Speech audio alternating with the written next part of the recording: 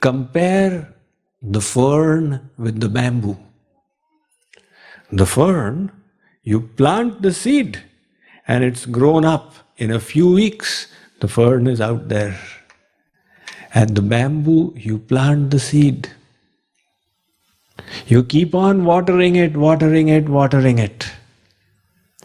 For first year, you see nothing on the surface has come out.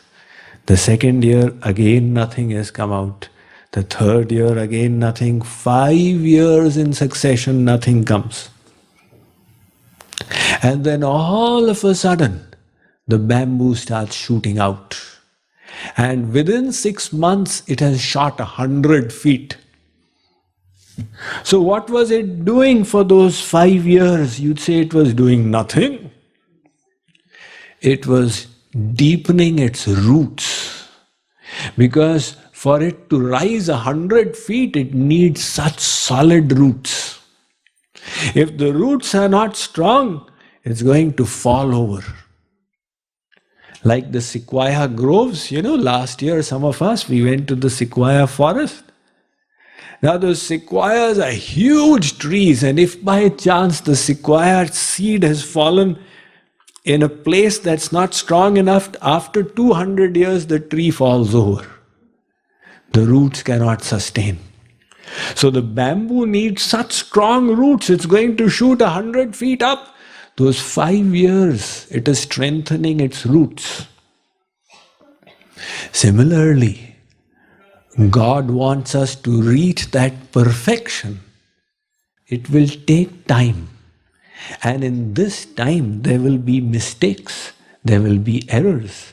There will be times when we fall. Never get discouraged. See all these as opportunities to learn and to progress. The world may say you are a failure, but God will never say it. So many things in this world were rejected as failures, and later on they became great successes. We have all heard of Walt Disney's. He was such a failure that he was making some cartoons for some church. And the only place he had to stay was a rat-infested place. That is where he got the idea of the rat cartoon.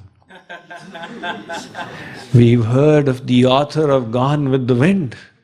When he presented his manuscript to the publisher wrote on it, rejected.